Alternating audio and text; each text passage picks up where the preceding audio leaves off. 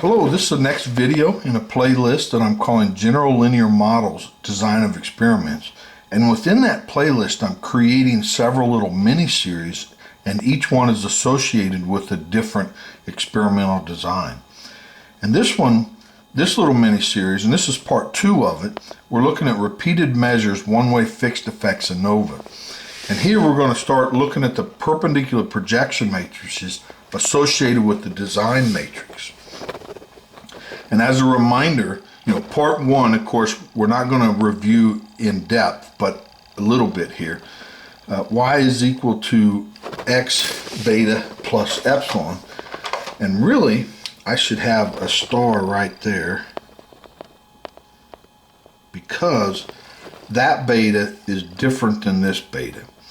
The mu, the taus, and the betas all make up this beta. And so it really should be beta star to differentiate them. So the design or the model is mu times the 1 vector, x tau times tau, the vector tau. And so if there's A treatments, then there's A components in this vector, x beta times beta. And if there's n subjects, then this beta vector has n components and then the error.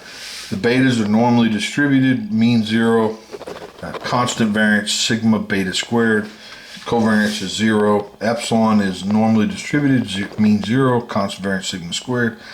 Beta parameters and the epsilons are independent, and the mu and tau are fixed unknown parameters. Now see part 1 where we partition the design matrix into a column of 1s, and notice I put NA right there because there's NA rows. X tau, X beta, where X tau had this form, so it's a column vector of 1s of length n, and so it's a block diagonal type matrix. So there's a column, so X tau is NA by A, and the X beta was just the identity matrix going down, and its size n. So x beta is NA times n. So the perpendicular projection matrices associated with the whole column space of X is just the standard. We've been calling it M in these series. Now, if we were in the multiple linear regression setting, we'd call that H. It's the hat matrix. But in this setting, the design matrix is not full column rank, so we can't take an inverse of X transpose X. It has to be a generalized inverse. That's why we call it M. So it's X transpose X, generalized inverse X transpose. That creates the, and I underline the perpendicular projection matrix on the column space of X because perpendicular projection matrices are unique on a certain vector space.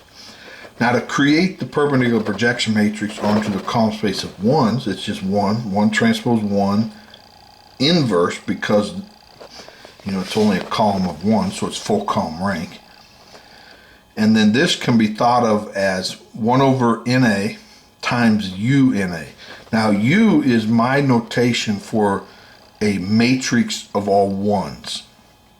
And normally if there's a number here, so like NA is a number, so this is the number of columns and this is the number of rows. But if the columns is left off, then it's assumed to be a square matrix of NA by NA size. And that's the perpendicular projection matrix. Now U, of course, is just a matrix of all 1s, and there probably should be a transpose right there. The perpendicular projection matrix onto the column space of just this X tau. So this piece here is X tau transpose, X tau inverse, X tau transpose. And it can be shown that this is block diagonal with 1 over n UN. And that's the perpendicular projection matrix on the column space of X. Now mu beta, M beta, here's the perpendicular projection matrix associated with the column space of just X beta. And this can be shown to be block diagonal of 1 over A times I. And we'll give a little proof of these. Now first, X transpose X, if we plug in what these are, now notice that, you know, this is transpose. So this is a row vector, and this is a column vector, and these are each of size n. So we get, when we take that, we get n. And actually, when you do this multiplication, you just get n's down the diagonal, 0 everywhere else. So it's n times the identity matrix. So when you take the inverse of x tau transpose x tau, you get 1 over n times that identity matrix. So when we look at this perpendicular projection matrix, this piece is 1 over n(i). So the 1 over n can come out front, and then the I kind of just is incorporated in that. We're left with this. Now if we write out what these are, and then take this multiplication, we get this. Right? That times that is produced this, and then that times the zeros, you're going to get 0. Anyway, it produces just a 1 transpose, which is what we called U, right? 'Cause that produces a matrix of all ones. Well, this format's called block diagonal, and the diagonal elements are 1 over n un. So x beta is similar. If we take x beta transpose x beta, we get something that looks like this. And then when we do this multiplication, we're going to get A times the identity matrix. And then the inverse is just 1 over A times identity. So then when we use this plugged in here, that 1 over A will come out front, and then we're left with just these two outer matrices.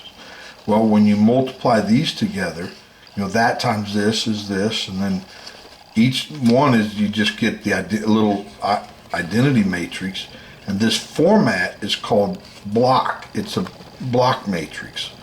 So each block is the same of 1 over A times n. Now here's some properties that we're going to make use of in later videos.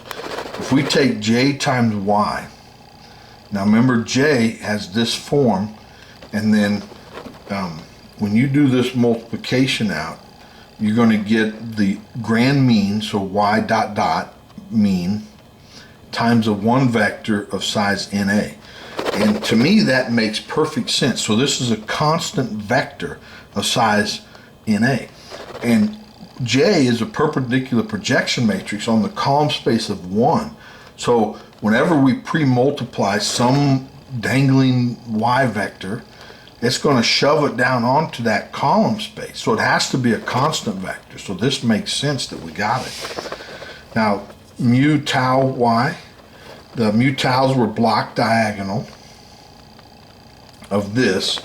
So when we do this multiplication, we're summing just the, you know, we're just summing certain components of this Y vector.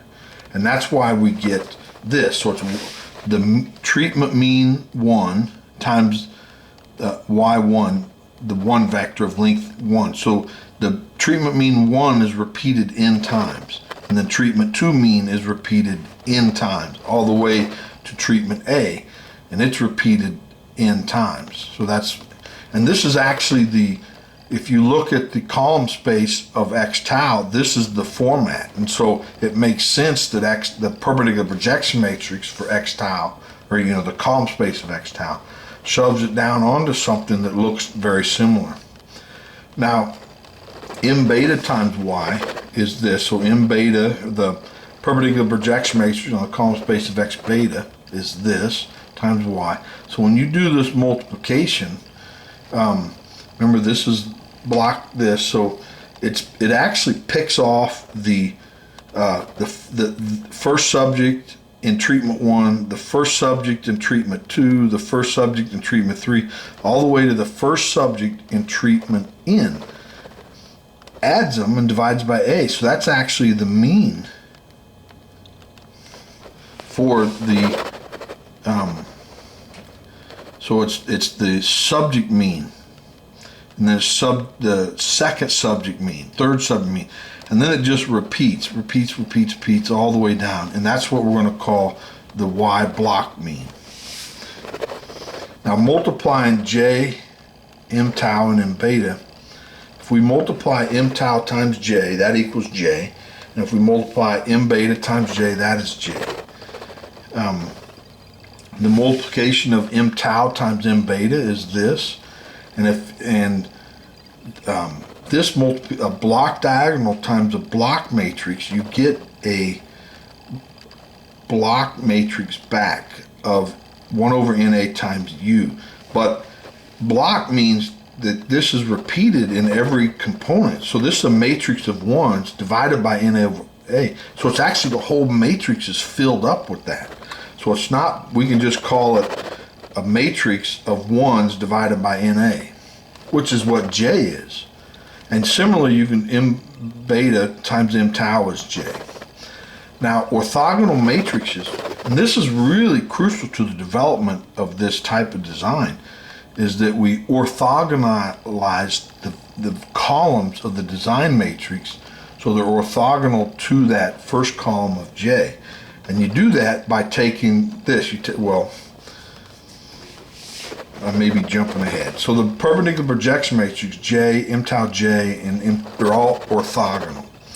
And you can look at that by multiplying them out. This times that times that, we get this. But this is J, and this is J, and so it's 0. And some people like to put this J in the front.